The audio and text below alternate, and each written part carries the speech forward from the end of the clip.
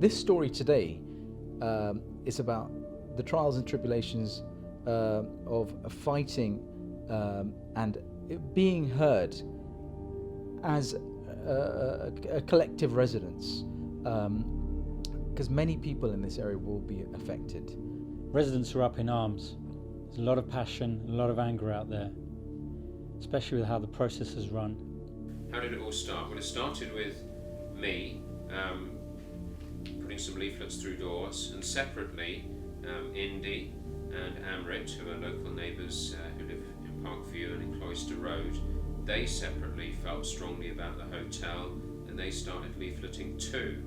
And we ended up, by one way or another, we ended up finding our local residents association.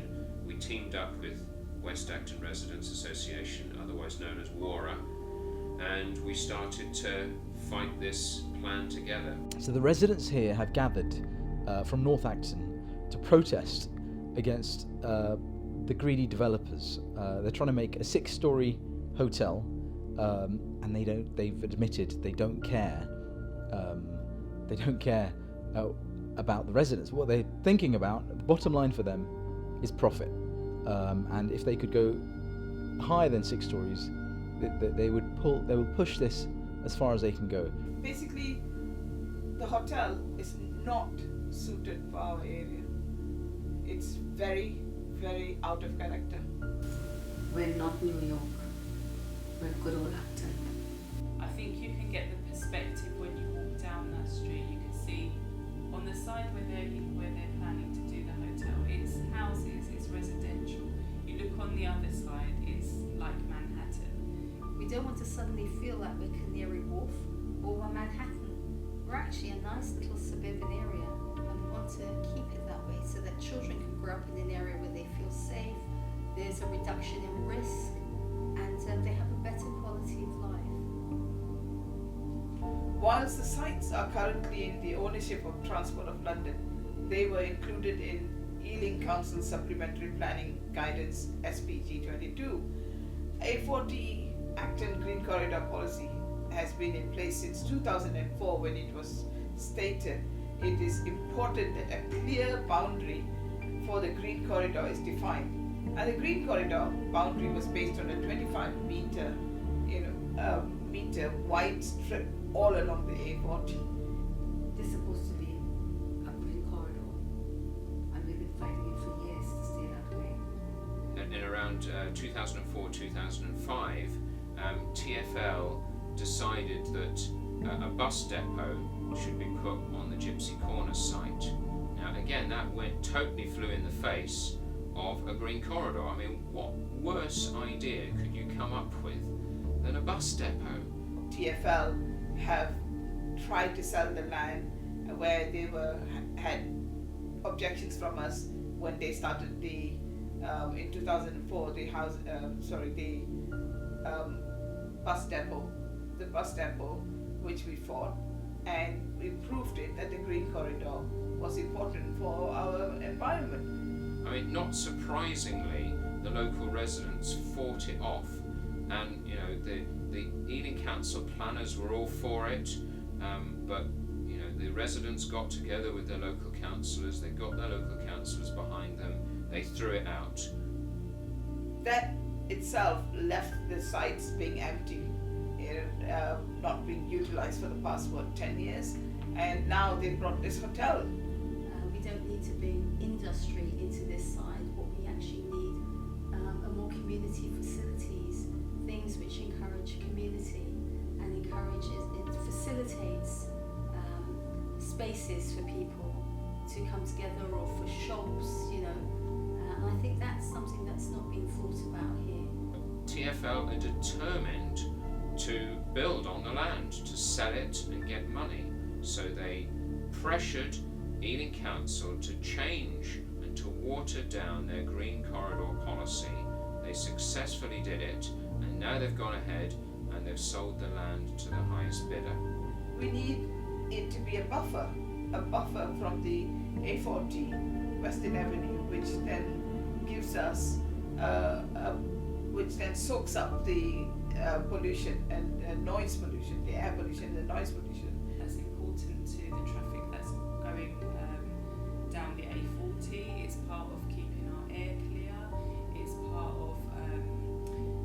buffing maybe sounds from the traffic, air pollution, noise pollution. I mean, instead of putting affordable housing there and housing that's a nice buffer of trees and greenery in proportion with our local residential area, instead of doing that, they've decided to put a 6-story hotel next to 2-story houses. The hotel will have a bar that will have people drinking outside until 10 p.m, disturbing the peace and quiet of the neighbours. It will have hotel traffic coming to and from a residential street. There will be no privacy. You've got a 6-story, 7-story hotel going up. People will be able to look into their backyards. What happens if they have little children? Where's the concern about that? So the residents here we're trying to stand up and we're trying to say, look, this is not fair. We're appealing to the councillors to think of the residents, think of the practicalities of having a 6-story commercial building which needs to be serviced. There's cars coming, extra traffic. There's going to be more noise pollution. There's going to be more, traffic coming. It's going to make a congested area even more congested. And really, we're worried about safety for the kids, for families, for the elderly.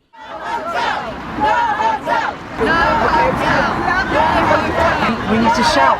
We need to tell these people what they're doing is not right. They're not representing us, and they need to pull their finger on it. Claim what you said. Yeah. How do you sleep at night?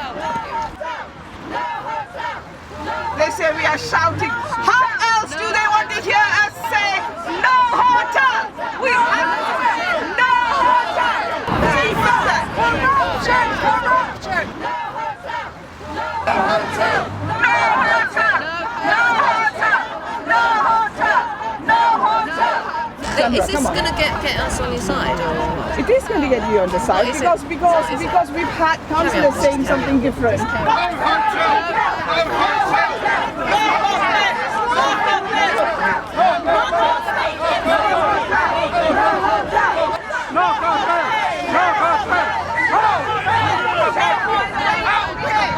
I am ashamed by the way the government is behaving. I am ashamed. This is not how it should be, okay? This is a democracy, and we have a right to make our views known. I mean, I think the councillors need to listen. There's been a lot of emotion running high here, a lot of shouting, but there's also been reasoned arguments, policy arguments that we've put forward to the councillors. It was back to Planning Committee on the 3rd of June. Councillor Chantel Manroe opened the meeting with a 5-minute rant against the local residents, complaining against rowdy behaviour at one of our demonstrations. I was given no right to reply on behalf of the residents. I think many members were very upset with the treatment that they received when they went to the site visit at Hall Lane. Okay. Can I respond to that, please? No. The Hall Lane site, a brownfield site, is now a leading location for the delivery of housing that both London and Ealing, as we all know, so desperately need. We do need houses. We don't just need any houses. We need houses that people who live in this borough can afford to live in. And this development does not deliver that. It does not deliver affordable housing. I've got the CVs here of all the London Labour mayoral candidates.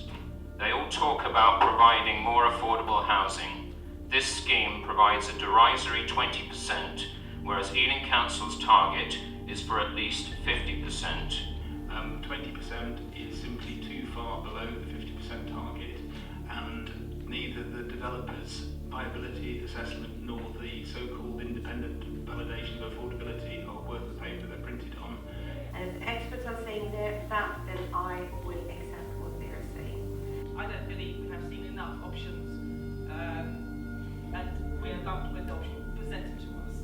My understanding is that the developers were saying 11%, but we've managed to push it up to 20%. The developers always try to get out of it. There is no genuine reason why a scheme of this nature on this site wouldn't be able to meet 50% affordability. I think that for Ealing, we've actually negotiated a fairly good deal for us. And why is that? There is an expensive basement car park. The benchmark land value for the site is overestimated. Transport for London, response to the external consultation on page 43 says 33 hotel spaces needs further justification given that the site has an excellent level of public transport accessibility. The London plan states that development in suburban areas with a p-tal of 5 should not exceed 350 habitable rooms per hectare. The flats have a density of 422. The suburban to urban and being in a transitional area in between that, the density range that is proposed in this scheme is consistent with that transition. I'm just worried that by creating this transition setting, it's going to have an urban creep.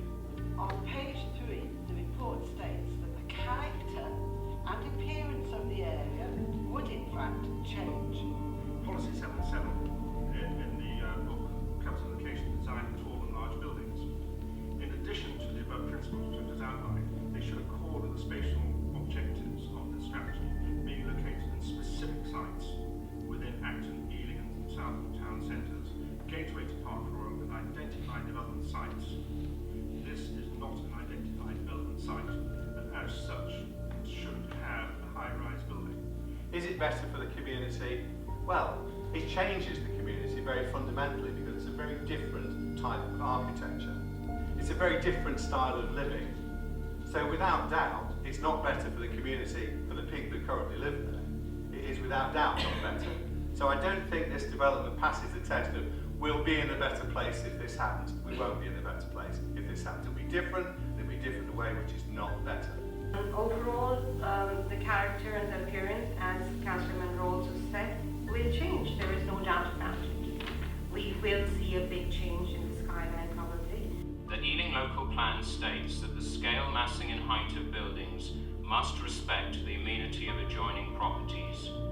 Overall, the development will meet the design principles within the development strategy, which states that the scale, mass and height of buildings must respect the amenity of adjoining properties. 6 stories in the middle of the 2-story residential area has no respect for the amenity. I mean, our national planning framework does indicate that we should be minded to support sustainable development in an area which actually will be able to take it. The A40 Green Corridor policy is being effectively ignored by this application. So I believe it would achieve an appropriate balance between our regeneration objectives and the conservation of the natural environment as well. Page 64 of the report states proposed development would inevitably result in a significant change to the immediate environment for surrounding residents who actually live in a suburban setting. What device or process are you going to use to ensure that the committee know that it's not just Councillor Crawford that's objecting to these proposals, but all the ward councillors? Thank you.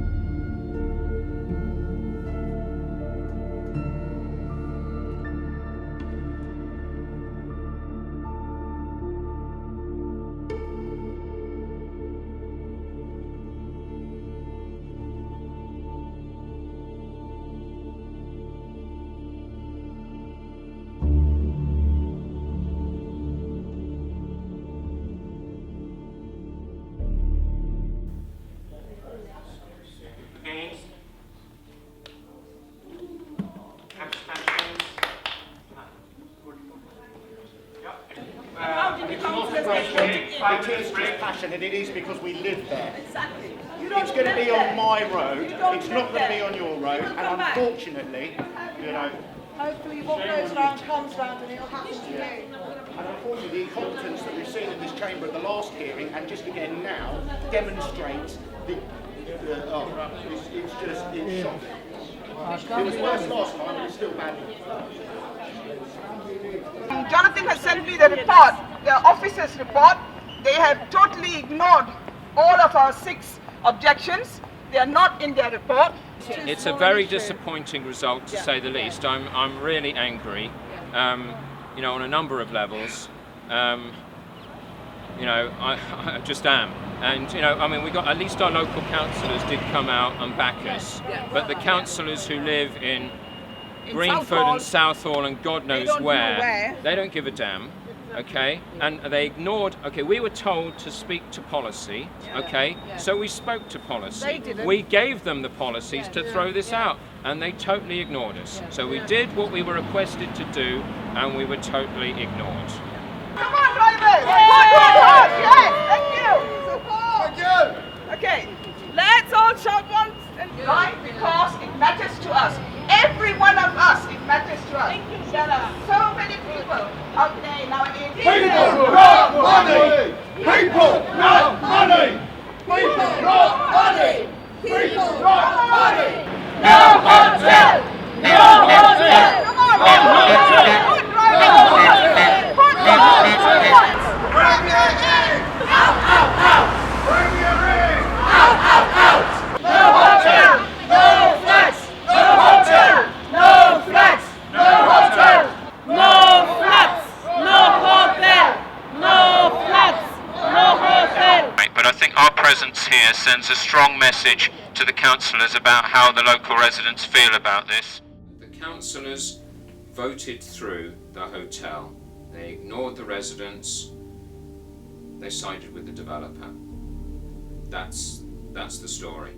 Building height, the fact that it was a 6-story hotel in a 2-story residential neighbourhood. Arguments about density. The density of the flats are at an urban density in what is a suburban neighbourhood. Those points were just thrown out the window. I'd ask them if they actually even read the material that was sent to them, because it's quite a lot of material written by well thought out people, very qualified people who have a very good understanding about environment and air pollution and noise pollution and infrastructure and community-wide issues and regeneration, and they would actually vote in favour of a hotel. I sent through a 1-page summary by email to all the planning committee councillors. I did it using an email program called MailChimp, and that email program tracks how many people actually open and read your email, and according to the tracking, only 4 out of the 13 councillors had actually bothered to open the email, regardless of whether they actually read it. Are we really being heard? Do our councillors, are we being listened to? Our local councillors and our local MP Rupa Huck all opposed the developments in speeches and written submissions, but the planning committee councillors ignored them all and voted the hotel and flats plan through. Most of those councillors actually don't live in this area. I would fail to understand how they would understand the impact of having a hotel right at the end of their street and how it would impact on their lives every day.